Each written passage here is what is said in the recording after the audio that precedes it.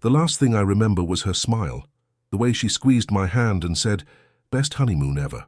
Then, a sound like the sky tearing apart. I woke up to the taste of blood and rain. Hanging upside down, the world was a nightmare of green canopy and twisted metal. I called her name. "Chloe?" Silence. Then I turned my head. The seat next to mine, the one she was in, was gone. Just a jagged hole open to the jungle floor below. In that second, I knew two things.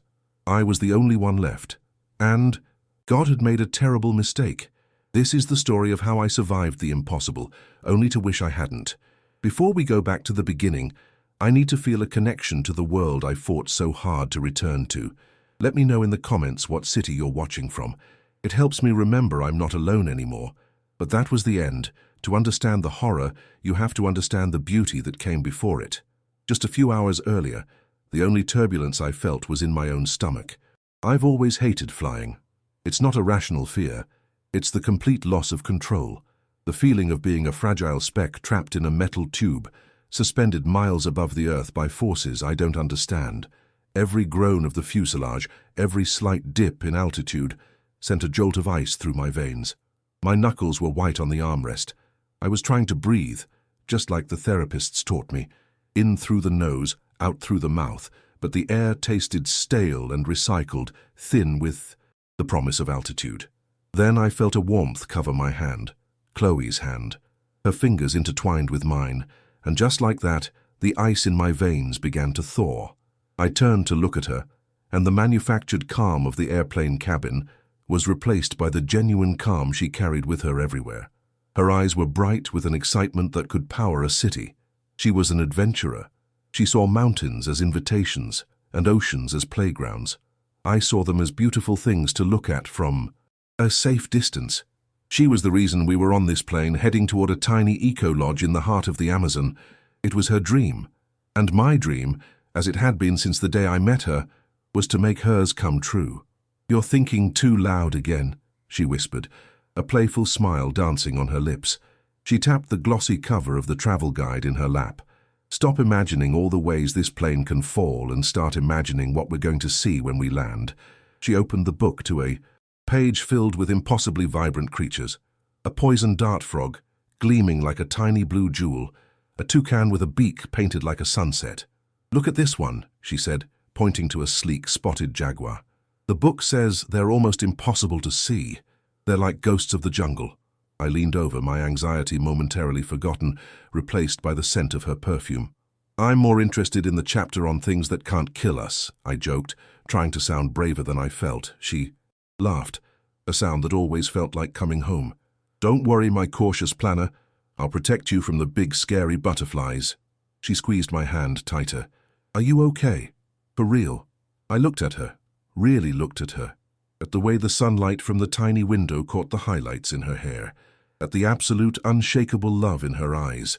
In that moment, suspended 30,000 feet in the air, my greatest fear felt insignificant next to my greatest love. "With you, I'm always." "Okay," I said, and I meant it. The flight continued. The cabin crew served us drinks in small plastic cups and a meal that tasted like a suggestion of food. We talked about our wedding just a few weeks behind us. We planned the first things we would do when we got back. Paint the living room, adopt a dog, start a life. It was so perfectly, beautifully normal, a bubble of domestic bliss floating through the clouds. There was a moment, I remember it so clearly, when Chloe fell asleep, her head resting on my shoulder. The guidebook was still open on her lap. Her breathing was soft and even. The low hum of the engines was a lullaby. Outside the window, the world was a vast, peaceful expanse of blue sky and white clouds. I felt a wave of pure happiness wash over me, so potent it almost hurt. I thought to myself, this is it. This is the moment you'll remember forever, the start of everything. If I could have frozen time, I would have done it right there. I wish I had, because not long after the first tremor hit, it wasn't like normal turbulence. It was a violent upward shove, as if we'd hit a solid wall in the sky. Chloe woke up with a start, her hand instinctively grabbing mine. The fasten seatbelt sign pinged on, its chime sounding less like a request and more like an alarm. I looked out the window. The peaceful blue sky was gone, replaced by a churning, bruised purple wall of clouds. We had flown directly into the heart of a storm. Another jolt, this one more violent, shook the plane from side to side. A few people gasped. A baby started to cry. But it was the sound that came next that told me this was different. It wasn't the engine's hum. It was a deep, guttural groan from the wing, a sound of metal being stressed beyond its limits, a sound that meant something somewhere was about to break. I tried to tell myself it was normal, that planes were built for this, that it was just a pocket of bad air. But my body knew better. My body knew the sound of something giving up. Chloe's fingers dug into my hand, her nails pressing into my skin, but I barely felt it. My entire being was focused on that sound, a low, vibrating hum that seemed to come from the very bones of the aircraft. It was the sound of a scream being held back. The plane dropped again, a sickening lurch that left my stomach somewhere near my throat. Outside the window, lightning spider-webbed across the black clouds, and for a split second, the cabin was illuminated in a stark, ghostly white light. I saw the faces of the other passengers. A woman across the aisle, her eyes squeezed shut, her lips moving in a silent prayer. A businessman in front of us, his knuckles white as he gripped the seat in front of him. Every face was a mask of fear. The captain's voice crackled over the intercom. His tone was clipped, professional but strained. "Folks, we're experiencing some unexpected weather. We're going to try and climb above it. Please remain in your seats with your seatbelts securely fastened. Climb above it?" It felt like we were inside it, like the storm had swallowed us whole. A flight attendant was making her way down the aisle, her movements jerky and unsteady as she checked seatbelts. She offered a smile that didn't reach her eyes. It was a soldier's smile, meant to project a calm she clearly didn't feel. "Everything's going to be all right," she said as she passed our row.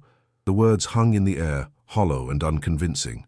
Chloe looked at me, her own fear reflected in her wide eyes. "He said they're climbing," she said, her voice small, trying to convince herself as much as me. I nodded, unable to speak. I wanted to be her rock. I wanted to tell her that I had it all under control, that I'd get us out of this, but I was just a passenger, powerless. My old fear of flying came rushing back, not as a subtle anxiety, but as a full-blown, suffocating monster. It wrapped its cold hands around my chest and squeezed. This was it. This was the moment I had always dreaded. The rain was hitting the window now, not as drops, but as a solid sheet of water. It sounded like we were flying through a river. The groaning from the wing grew louder, more insistent. It was a rhythmic, agonizing sound. Groan, shudder, drop, groan, shudder, drop. Then came the bang. It wasn't just a sound. It was a physical event that shook the entire world. A deafening metallic explosion that felt like it happened right inside my own skull. It was the sound of a giant hammer striking an anvil. At the exact same moment, an impossibly bright orange light flashed outside my window, illuminating the wing and the engine attached to it. For a horrifying, crystal-clear second, I saw fire. Black smoke billowing from the engine, instantly swallowed by the storm. The plane yawed violently to the right. Everything that wasn't bolted down became a projectile. Cups, books, and bags flew across the cabin. A scream tore through the air, sharp and terrified. The steady, reassuring hum of the right engine was gone. In its place was a high-pitched mechanical shriek and the raw, deafening roar of wind. The lights in the cabin flickered once, twice, then died. We were plunged into an almost absolute darkness, broken only by the dim, eerie green glow of the emergency exit signs and the strobing flashes of lightning outside. The world was no longer right side up. Gravity felt wrong, pulling us sideways. I could feel the plane tilting, its nose pointing. Down, no longer a vessel of flight, but a dead weight surrendering to the sky. The captain said nothing. The flight attendants were silent. There were no more instructions, no more false reassurances. There was only the sound of the wind, the shrieking of torn metal, and the scattered, terrified cries of people who knew they were falling. The sound I had heard earlier, the groaning metal, the scream being held back. It had broken, and as the plane began its sickening, unnatural tilt toward the earth, I realized we were breaking with it. Time ceases to exist in a fall. There are no seconds, no minutes. There is only the long, drawn-out horror of now. The feeling of weightlessness was the first thing I registered. That brief, terrifying moment when you go over a steep hill in a roller coaster. But this time it didn't end. We were suspended in a state of perpetual descent. My body lifted from the seat, held down only by the thin nylon strap of the seatbelt. My stomach was a knot of ice and fire. The darkness in the cabin was a living thing, thick and suffocating. It was filled with the sounds of pure, undiluted panic. People were screaming, a raw, primal sound that came from the deepest parts of their souls. I heard prayers being uttered in different languages, a desperate chorus of bargaining with any god that might be listening. I heard the splintering crash of overhead bins bursting open, their contents raining down on us in the dark. I turned my head, my neck straining. Against the strange new gravity, I could just make out Chloe's silhouette against the frantic strobing flashes of lightning outside. Her face was a pale mask in the darkness, her eyes wide with a terror that mirrored my own. We didn't speak. What was there to say? The words we had built our lives on, love, future, forever. They all felt like cruel jokes in this moment. They were words for the living, and we were no longer living. We were just waiting for the dying to be over. I reached for her hand, my fingers fumbling in the dark chaos. I found hers, and our hands locked together in a desperate final grip. Her hand was cold, slick with sweat. It was the only solid thing in a world that had come completely undone. It was my only anchor. The plane wasn't just falling, it was being torn apart by the storm. It shuddered and bucked like a wild animal. A deep, tearing sound started from the front of the cabin, a metallic shriek that vibrated through the floor and up my spine. It was the sound of rivets popping, of structural integrity failing. It was the sound of the world ending. I looked forward, past the rows of seats, and saw a thin line of light appear on the ceiling. It wasn't a comforting light. It was a jagged, angry crack, splitting the fuselage open. The crack widened with horrifying speed, spiderwebbing down the walls. The roar of the wind intensified, no longer just a sound but a physical force, a hurricane unleashed within the cabin. Loose papers, napkins, and dust swirled in a vortex. The pressure in my ears dropped, a painful pop that felt like my head was going to explode. Then, the impossible happened. With a final deafening groan of tortured metal, the front of the plane simply tore away. The crack in the ceiling became a gaping maw. One moment we were in a single aircraft. The next, our section, the tail end, was an independent piece of wreckage falling through the sky. Through the newly opened view, I saw it. The main body of the plane. From the wings forward was a fireball, a comet of death plummeting into the vast dark green sea of the jungle canopy below. I saw it fall, trailing smoke and fire, until it was swallowed by the trees, followed by a silent, distant flash of orange that lit up the clouds from beneath. The sight was so monstrous, so utterly incomprehensible, that my mind refused to process it. This wasn't real. It was a movie, a nightmare. I squeezed Chloe's hand, the one solid thing, the one piece of reality I had left. But our fall wasn't over. Our piece of the plane, lighter and untethered, began to spin. It wasn't a nosedive anymore. It was a tumble, end over end, like a broken leaf cast into the wind. The world outside the window was a dizzying, nauseating blur of green and black. Centrifugal force slammed me back into my seat, then plastered me against the side of the cabin. My grip on Chloe's hand was torn away. I reached for her again, screaming her name, but my voice was lost in the roaring chaos. I saw her for a fraction of a second, her body being thrown against the opposite wall of the fuselage, before the spinning darkness consumed everything. My head slammed into something hard. A flash of white-hot pain, brighter than any lightning, exploded behind my eyes. And then, nothing. The roaring wind, the screams, the terror. It all just stopped. The world went silent. The world went black. But my final thought before the darkness took me wasn't about the fall or the fear. It was about the impossible quiet that followed the distant explosion, a silence that promised a devastation worse than any sound. Consciousness returned not as a light, but as a slow, agonizing drip. At first, it was just sensation, disjointed and confusing. The feeling of rain, cold and persistent on my face, the taste of copper and salt in my mouth, a taste I recognized as my own blood, and the pain. a dull, throbbing drumbeat behind my eyes that pulsed in time with my own frantic heartbeat. For a long moment, I didn't open my eyes. I was afraid of what I would see. The blackness was a kind of shield, a final remnant of the oblivion that had saved me from the final moments of the fall. As long as my eyes were closed, I could pretend I was just having a nightmare. But the sounds wouldn't let me pretend. There was no roaring wind, no screaming metal. The silence was the most terrifying sound of all. It was a deep, profound quiet, punctuated by the gentle dripping of water on leaves and the low, incessant hum of a million insects.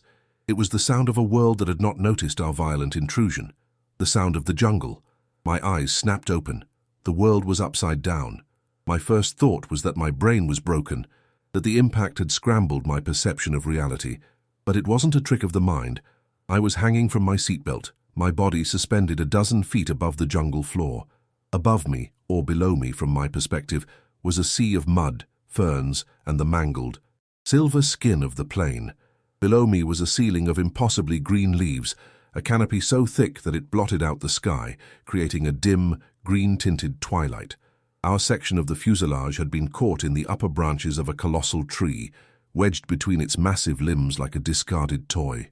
The rain filtered through the leaves, washing over the wreckage, over me, in a steady, cleansing stream. I could smell it all, the rich, wet earth, the cloying sweetness of crushed vegetation, and the sharp chemical tang of jet fuel. I was alive. The thought hit me with the force of a physical blow. I had survived. I had fallen from the sky, and I was still breathing. A surge of disbelief, a mad, hysterical bubble of laughter, rose in my throat, but it died before it could escape, because a new thought, cold and sharp as a shard of ice, cut through the shock. Chloe. A sound clawed its way out of my raw throat. Her name. Chloe? It came out as a broken croak, swallowed instantly by the vast, indifferent wilderness. The insects buzzed, the water dripped, nothing else. "Chloe!" I screamed it this time, putting every ounce of my strength, my hope, my terror into the sound. The jungle didn't answer.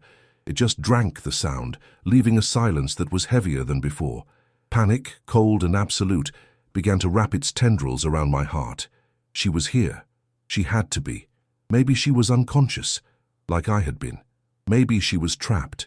I tried to turn to look at the seat beside me. My body screamed in protest.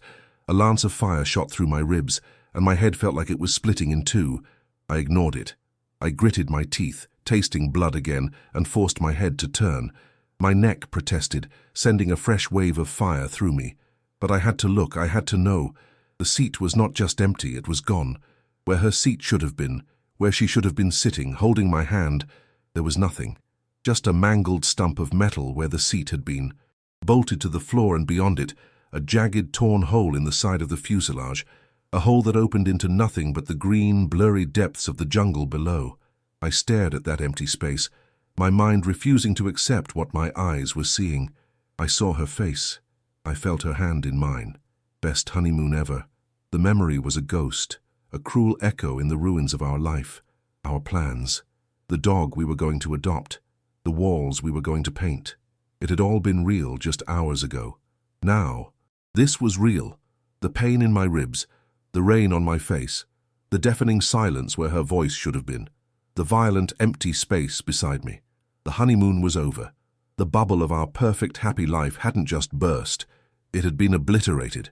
I was hanging upside down in the middle of a green hell, bleeding, broken, and utterly, devastatingly alone. The fight for survival wasn't about finding food or water. Not yet. The first battle was simply finding a way to get down, to touch the high. Earth again without dying for a second time. Panic is a useless emotion. It's a fire that consumes the very oxygen you need to think. But hanging there, in that broken metal cage, panic was all I had. I had to get down. The thought was a desperate, primal command. Staying here meant dying here. My hands, slick with a mixture of rain and my own blood, fumbled for the seatbelt buckle. It was a simple mechanism I'd operated 100 times without a thought. Now, it felt like a complex puzzle. Designed by a madman. My fingers were clumsy, shaking too hard to get a grip.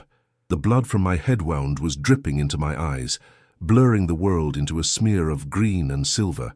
I took a breath. a ragged, painful gasp that made my ribs scream. "Calm down, Liam," I whispered, the words sounding alien in the silence. "Think." I braced my feet against the twisted ceiling of the cabin, the part of the floor that was now above me. The metal groaned under my weight. I could feel the entire section of fuselage shift, a sickening lurch that sent a fresh jolt of terror through me. I froze, listening. The giant tree that had caught us held firm. With the pressure off the belt, I tried the buckle again. My thumb found the release button. I pushed. The mechanism gave a loud metallic click. For a terrifying second, I was weightless again. The belt went slack, and I dropped a few inches before my own panicked reflexes made me grab the edges of my seat. My muscles screamed. The strain on my arms was immense, my broken ribs a symphony of agony. I was dangling now, my full weight supported by my shredded hands. I gritted my teeth and looked down. The ground wasn't as far as I had feared, maybe 15 feet, but it wasn't a soft landing. It was a tangle of thick roots, dark mud, and sharp-looking pieces of wreckage. A fall from this height, in my condition, could easily be the end. I saw a thick vine, as thick as my arm, hanging near the hole where Chloe's seat used to be. It was wrapped around a piece of the broken fuselage. It looked strong. It was my only chance. Swinging my body was one of the most painful things I have ever done. Each movement sent waves of nausea and fire through my torso, but I had to. I swung once, twice, my fingers slipping on the wet metal. On the third swing, my outstretched hand caught the vine. It was rough and solid, a piece of the real world in this metallic nightmare. I let go of the seat. My body swung violently, slamming me against the side of the wreckage. I cried out, a sharp, involuntary sound of pain, but I held on. My hands, my arms, my entire being was focused on that single point of contact with the vine. I slid down, ignoring the bark tearing at my skin, until my feet finally, blessedly, touched the soft, muddy ground. My legs gave out instantly. I collapsed into a heap at the base of the tree, the world spinning around me. I lay there for a long moment, the rain washing the blood from my face, my chest heaving. I was on the ground. I was alive. The victory was short-lived. I pushed myself up, using the tree for support. The pain was a constant companion, but the image of that empty space next to me was a far greater torment. I had to find her. The first thing I did was tear a long strip from the bottom of my shirt. My hands shook as I tied it around my head, a makeshift bandage to stanch the bleeding. It was a small act of control in a world of absolute chaos. Then I turned to the wreckage. Our section of the plane was a mangled tube of metal, ripped open to the elements. Inside I could see the other passengers, a man in a business suit, still strapped into his seat, his head slumped forward at an unnatural angle, a book fallen from his lap into the mud, a woman a few rows back, her face serene, almost peaceful, as if she were merely asleep. There were only 4 others in our section. None of them were moving. None of them were breathing. The quiet stillness of the scene was more horrifying than any scream could ever be. They were gone, all of them. The truth landed on me with a crushing weight. In this small, isolated piece of hell, I was the only one. A desperate, wild hope flared in my chest. Maybe Chloe had gotten out. Maybe she had been thrown clear of the impact just like I had. Maybe she was out there right now looking for me. "Chloe!" I yelled, my voice cracking. I stumbled through the thick undergrowth, my eyes scanning every shadow, every broken branch. "Chloe, can you hear me?" The jungle was a labyrinth of giant leaves, twisted vines, and trees so tall their tops were invisible. Everything was wet, slick, and alive. I pushed through ferns that felt like they were grabbing at me, my feet sinking into the mud. I searched in a widening circle around the wreckage, my calls becoming more frantic, more desperate. I found one of our carry-on bags torn open, its contents scattered in the mud. Her travel guide was there, its pages soaked and ruined. The vibrant pictures of the animals we were supposed to see now just a blur of running ink. I found the red jacket she'd been wearing, snagged on a thorny bush, a clean tear down the sleeve, but I didn't find her. The search became a blur of pain and panic. I fell, picked myself up and kept going. Every flicker of movement in my peripheral vision was her. Every rustle of leaves was her footsteps. But she was never there. It was just the jungle, watching me, silent and impassive. I finally stumbled back to the wreckage, my last ounce of strength gone. I leaned against the cold metal skin of the plane, sliding down into the mud. The rain had slowed to a drizzle. I looked up at the hole in the side of the fuselage, the hole where her seat should have been. And that's when the devastating truth finally broke through my wall of denial. She wasn't thrown clear. She hadn't gotten out. Her seat had been ripped from the floor during the fall. She had been torn away from me in the sky, long before we ever hit the ground. She wasn't lost in the jungle. She was just gone. The wild hope that had been driving me, the one thing keeping me on my feet, vanished.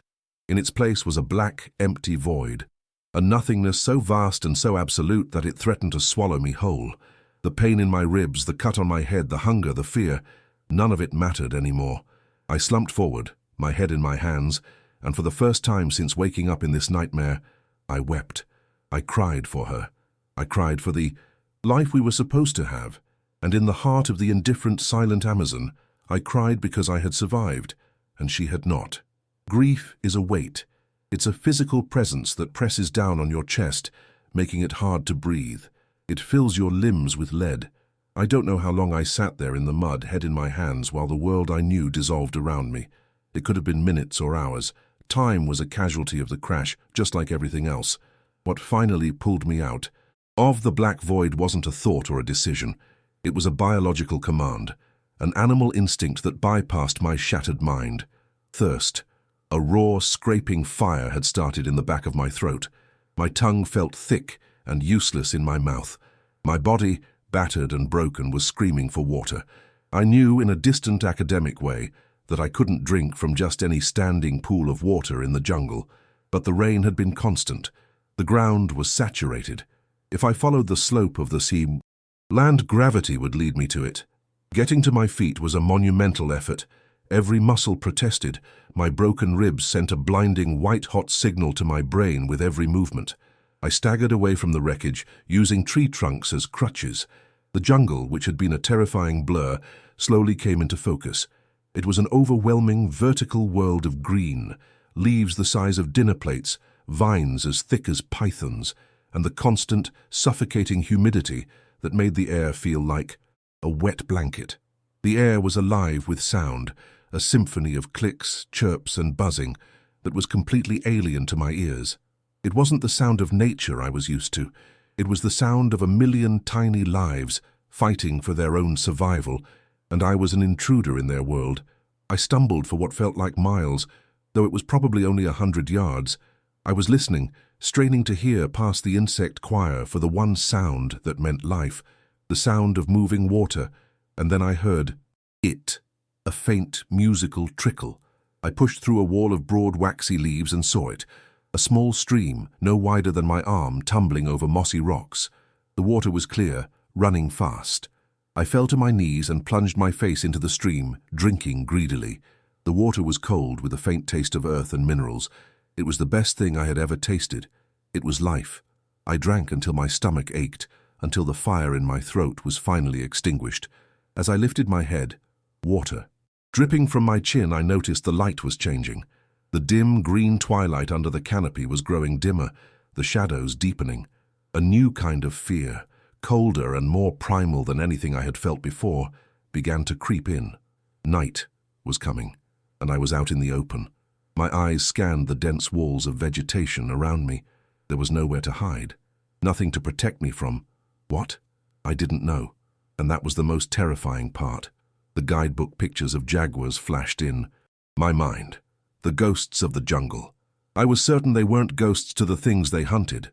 There was only one place to go, one structure in this entire wilderness that had walls. The walk back to the wreckage was a walk of shame and terror. I was returning to the tomb, to the scene of the end of my world, because I was too afraid of the dark. The fuselage was a ghostly silver shape in the fading light. The bodies of the other passengers were still inside, silent and still.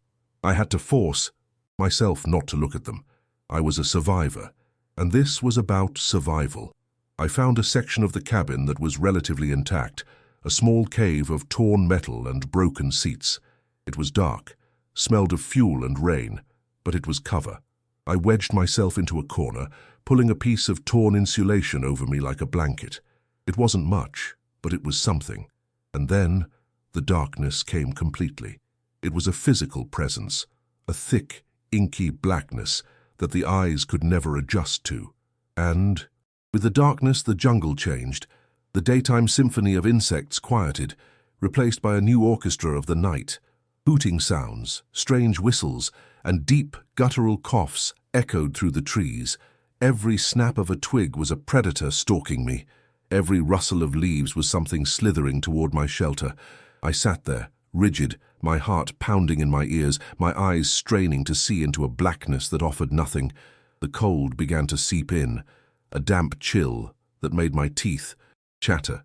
My pain, which had been a dull throb, sharpened into 1,000 tiny needles. I thought about Chloe. I thought about her falling through the dark sky, alone. A fresh wave of grief washed over me, so powerful it almost made me cry out. But I choked it back. A sound like that, a sound of weakness, felt like an invitation in this place. I huddled deeper into my corner, making myself as small as possible. I was no longer Liam, the grieving husband. I was just a creature, a soft, wounded animal, hiding from the things with teeth and claws that owned the night. That night was the longest of my life, a terrifying education in what it means to be prey. When the first faint hint of grey light finally filtered through the canopy, it felt like a resurrection. I had made it. I had survived the night. A sliver of hope, fragile but real, flickered to life inside me. I had faced the darkness, and I was still here. But as the jungle slowly illuminated around me, my body sent a new, urgent signal, a hollow, cramping sensation in my stomach, a gnawing emptiness that demanded to be filled. I had found water. I had found shelter. But I had survived the first night in hell, only to wake up to a new, terrifying realization. Hell had more than one level, and I was just beginning my descent. Hope is a luxury. On the first day, it's a fuel. On the second, it's a flickering candle. By the third, you realize it was just a story you were telling yourself, and the reality is the gnawing, cramping emptiness in your stomach. Hunger is a patient predator. It doesn't strike, it coils around you, slowly squeezing the strength from your muscles and the clarity from your thoughts. My world had shrunk to a simple, brutal triangle, the wreckage for shelter, the stream for water, and the terrifying, endless jungle for nothing. I knew I had to eat, but the jungle offered a banquet of potential poisons. Every vibrant berry, every strange-looking mushroom felt like a beautiful, silent death sentence. I remembered the travel guide. I found it where I'd left it, a soggy, pathetic relic of a different life. Many of the pages were fused together, but I managed to peel open a section on the native flora. The descriptions were for tourists, not survivalists. The acai berry, a local superfood, one entry read, next to a picture of a palm tree. I looked around. There were 1,000 kinds of trees. Which one was it? Eating the wrong berry could kill me just as surely as the fall. The frustration mounted, a hot, angry pressure behind my eyes. I was surrounded by life, by a vibrant, pulsating ecosystem, and yet I was starving. I was a ghost at a feast, unable to touch any of the food. On the third day, as I was returning from the stream, I saw them. A thick, disciplined line of large black ants marching up the trunk of a tree. They were carrying pieces of leaves, a tiny moving highway of industry. In my old life, I would have stepped around them. Here, my first thought was a question that horrified me. Are they edible? The guidebook, useless for plants, had a small section on insects. Many species are a rich source of protein for local tribes, it said. It was a single clinical sentence that changed my world. I watched the ants, my stomach churning with a mixture of revulsion and a desperate primal urge. I was no longer Liam, the cautious planner from the city. I was a starving animal. I scooped up a handful of them along with dirt and bits of bark. They swarmed over my hand, their tiny bites like pinpricks of fire. I didn't hesitate. If I thought about it, I wouldn't do it. I closed my eyes and shoved them into my mouth. The taste was indescribable, acidic, crunchy, and overwhelmingly earthy. I chewed and swallowed, forcing the mouthful down my raw throat. It wasn't food. It was fuel. It was a victory, but it felt like a profound defeat. I had crossed a line, and I knew I could never go back. The days began to blur, each one a copy of the last. Wake up to the pain in my ribs. Force myself to the stream. hunt for ants or beetles under rotting logs, huddle in the wreckage as the terrifying night orchestra began its performance. I was becoming a creature of routine, a ghost haunting the carcass of the plane. But something else was happening. The makeshift bandage on my head was constantly damp. The wound beneath it had stopped bleeding, but the pain had changed. It was no longer a sharp, clean pain. It was a deep, hot, pulsing throb. When I finally found the courage to peel the cloth away, I saw the edges of the gash were red and swollen, an angry-looking puffiness that was warm to the touch. It was infected. The fever started that night, a deep chill that set my teeth chattering, followed by waves of suffocating heat. The jungle sounds outside my metal cave began to warp and distort, and that's when I first heard her voice. It wasn't a memory. It was as clear and real as if she were sitting right next to me in the darkness. "You always were a terrible cook, Liam." My head snapped up, my heart seizing in my chest. I stared into the inky blackness. "Chloe?" I whispered. There was no answer, just the hoot of some nocturnal bird. I was losing my mind. The hunger, the infection, the grief, it was all conspiring to finally break me. But she came back the next day, as I was hunched over a log, trying to force down another mouthful of insects. This time, I could see her. She was sitting on the mossy ground. Nearby, bathed in a soft light that didn't exist in the gloom of the jungle floor, she was wearing the red jacket I'd found, the one with the tear in the sleeve. She wasn't a ghost of the crash. She was just Chloe. Her smile was sad. "You have to clean that cut," she said, her voice a gentle murmur over the buzzing of the insects. "Use the water from the stream. You know you have to." I knew she was right, and I knew she wasn't real. But it didn't matter. I stumbled to the stream and splashed, the cold clear water onto my head, hissing as it stung the infected wound. It was something I should have done days ago, but I hadn't been thinking. Chloe was thinking for me. She became my constant companion, my beautiful, perfect, imaginary companion. We had long conversations. I told her about the fear, about the disgusting things I had to eat. She encouraged me, chided me, reminded me of the life we were supposed to have. We talked about the dog we were going to get, a golden retriever. We had decided we would name him Hudson. The fever worsened. The world took on a shimmering, unreal quality. I would drift in and out of consciousness, my conversations with Chloe becoming more real than the jungle around me. I was dying. A slow, pathetic, lonely death, my only comfort a hallucination born of trauma and infection. During a moment of clarity, huddled in the wreckage as the rain started to fall again, I felt a wave of absolute despair wash over me. I was a man talking to a ghost in a tomb waiting for the fever to finish what the fall had started. My hope hadn't just dwindled, it was gone, extinguished. "It's okay," the vision of Chloe whispered, her form hazy in my fevered vision. "You can rest now." And I believed her. My body was giving up. My mind had already broken. I lay back against the cold metal, the rain drumming a soft, final rhythm on the roof.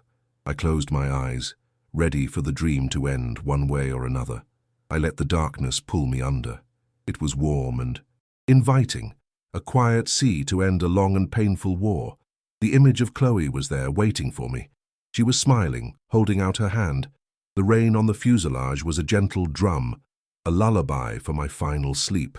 This was the end. Peace. But something intruded. A low, persistent hum, so faint at first I thought it was the buzzing in my own fevered head. It was a sound that didn't belong. It wasn't the chirp of an insect or the call of a bird. It was a deep, mechanical drone. A sound from the other world, the one I had left behind. "Ignore it," the vision of Chloe whispered. "It's nothing. Just rest." I tried to. I tried to focus on her, on the peace she offered, but the sound grew, a steady, rhythmic vibration that I could feel in my teeth, in the metal walls of my shelter. It was getting closer, my eyes fluttered open. The fever dream of Chloe shimmered and faded. The grim reality of the wreckage snapped back into focus. The sound was real. It was outside. A tiny, forgotten spark of adrenaline flickered in the ashes of my will to live.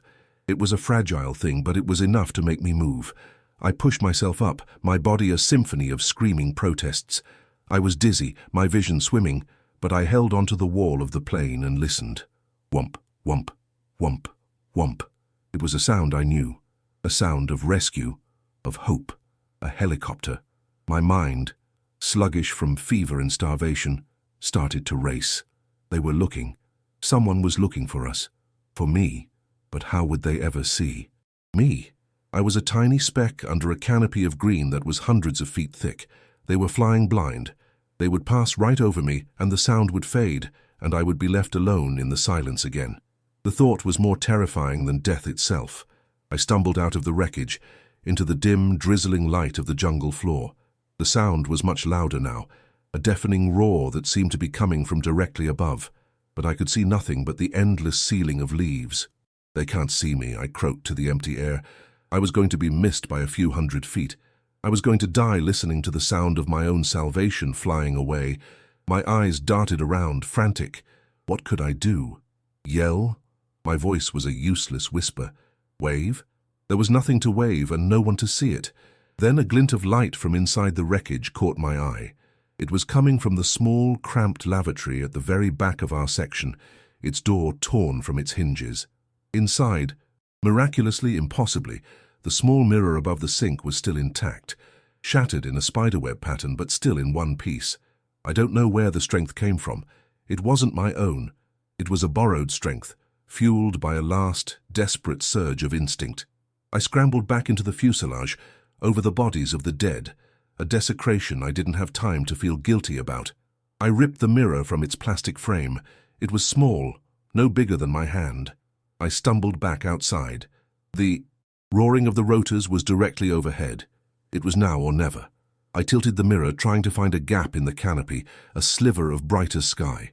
The sun was hidden behind the storm clouds, but the sky was still a source of light.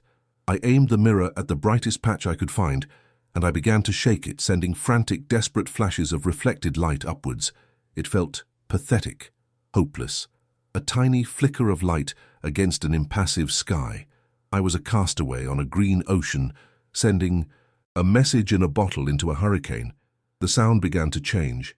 It shifted, the roaring drone moving from directly overhead to slightly to my left.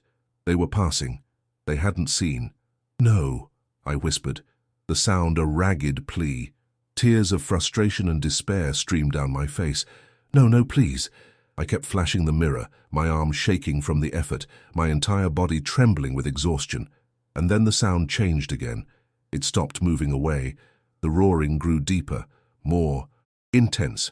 It was coming back. It was hovering. Through a small gap in the leaves I saw it, a dark, beautiful, impossible shape against the grey sky. It was there. They were there. I collapsed to my knees, the mirror falling from my nerveless fingers into the mud. I just stared up, watching as a thick rope descended through the canopy, followed by a figure in a harness. He was a dark angel, a commando from heaven, rappelling down into my personal hell.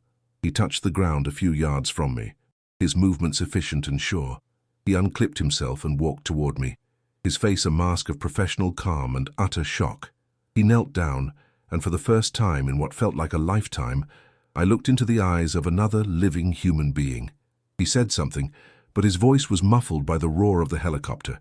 He leaned closer, and his voice cut through the noise, sharp and clear. It wasn't a comforting phrase. It wasn't, "You're safe now." It was a question that brought the entire weight of my loss, my guilt, and my impossible survival crashing down on me in a single devastating blow. He looked at me, at the wreckage, at the silent bodies, and his voice was filled with a grim urgency. "Son," he said, "are you the only one?" I don't remember answering him. I think I just nodded. The world was a roaring, spinning vortex of sound and motion.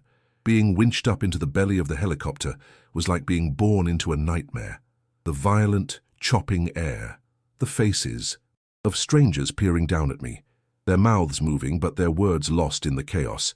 I remember the scratch of a wool blanket on my skin and the sting of a needle in my arm. Then, for the third time in less than a week, the world went black. My next awakening was slow and clinical.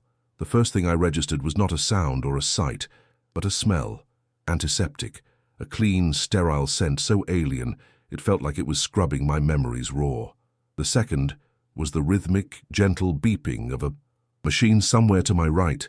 It was the most beautiful sound I had ever heard. It was the sound of being alive and safe. I was in a hospital bed, a real bed, with crisp, white sheets. An IV tube was taped to my arm, feeding clear fluid into my veins. The light was soft, filtered through a window that looked out onto a city I didn't recognize. There was no jungle. There were no bugs. There was no rain. A nurse came in, her shoes squeaking softly on the linoleum floor. She smiled, a kind, professional smile. "Welcome back," she said. "You gave us all quite a scare. You're a very lucky man." Lucky. The word hung in the air, heavy and wrong. I was the man who had lost everything. I was the man whose wife had been torn from his side and thrown into the abyss. Luck had nothing to do with it. It felt more like a clerical error, a cosmic oversight. The days that followed were a blur of doctors, nurses, and questions. They treated my body with remarkable efficiency. They set my ribs, stitched the gash on my head, and pumped me full of antibiotics to fight the infection that had almost claimed me. They fed me broth, then soft foods, slowly coaxing my shrunken stomach back to life.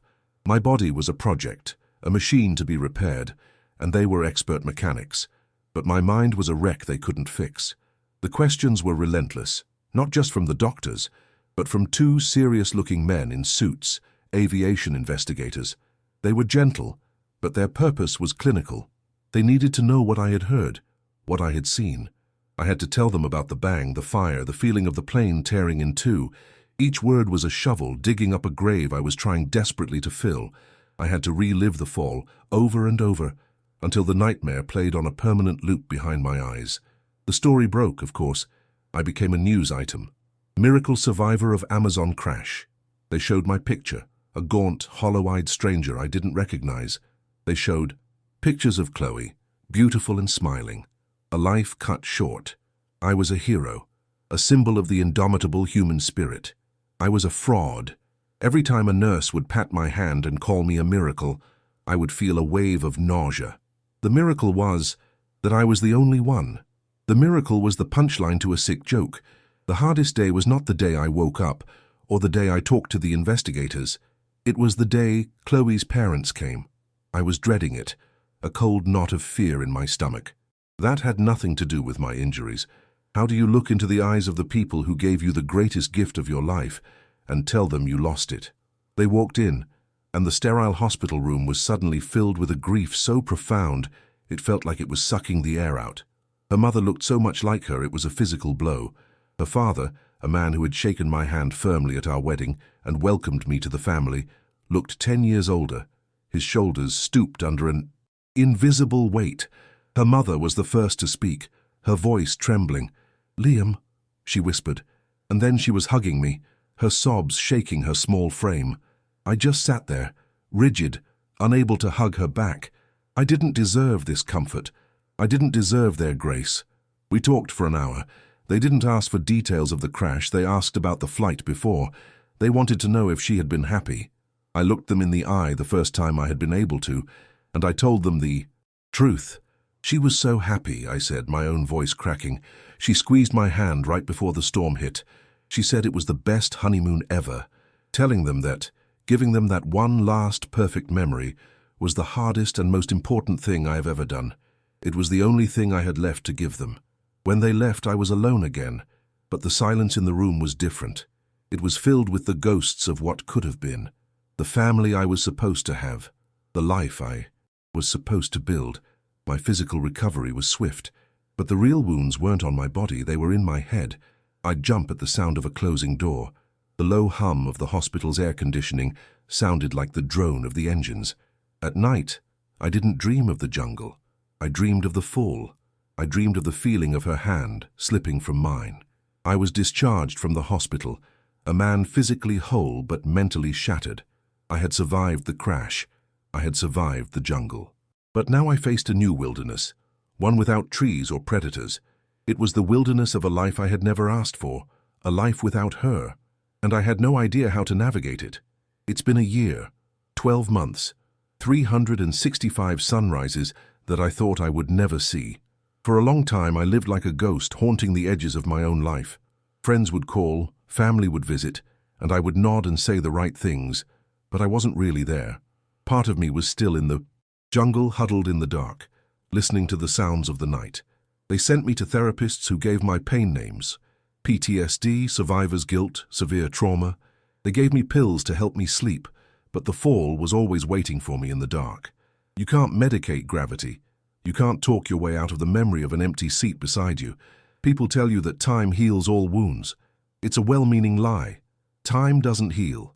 It just papers over the wound, building up layers of new days, new routines until the raw open pain is a dull permanent ache. It's a scar you learn to live with, a part of your new geography. I am not the man who boarded that plane, that Liam died with Chloe. This new man, the one who survived, had to find a reason to exist beyond just breathing. For months I had no answer. The world felt grey, muted, pointless. I am standing on the bank of a wide, muddy river. On the other side, the jungle begins. It's a solid, impenetrable wall of green, stretching to the horizon. The air is thick with the same humidity, the same smell of wet earth and decaying flowers. The sounds are the same, a constant living symphony of insects and birds. A year ago, this place was my hell, a green monster that had swallowed my life whole. But I'm not here to be afraid, I'm not here to forget, I'm here to remember. A few months ago I found her travel guide, the real one, from our house, not the ruined copy from the Wreckage. It was on our coffee table, still open to the page on jaguars. Tucked inside was a brochure for a conservation group working to protect this very rainforest from illegal logging. She had circled their name. She had planned to make a donation when we got back. It was the first time I had felt something other than grief or fear. It was a flicker of purpose, a map left behind for me to follow. I sold our house. I sold my business. I took everything we had, everything we were going to build a life with, and I poured it into starting a foundation in her name, the Chloe Canopy Foundation. We fund a small dedicated team of rangers and researchers. They protect this place. They study the animals she only got to see in pictures. They fight to save the beautiful, vibrant, terrifying world that she had wanted so desperately to see. I came back here to see it for her, to finish the journey we started. The man who was afraid of flying now spends weeks in a place that was once his prison. I don't feel lucky. I don't feel like a miracle. I feel like a messenger. I carry her memory, her love for this wild, untamed beauty. I survived, and my survival cannot be meaningless. It has to be worth the price that was paid. I have to live a life big enough for the both of us. I look across the river at the endless green. I no longer hear just the predators. I hear the life. I see the world that she saw, and I finally understand. The jungle didn't take her from me. It's just the place where I lost her. And now, it's the place where I can always find her. My story is just one. The world is full of impossible stories of people who walked through the fire and came out on the other side, forever changed. They are stories of the incredible, unbreakable strength of the human will to live. If you want to hear more stories of what it truly means to survive, subscribe to this channel and never forget how precious every single moment is.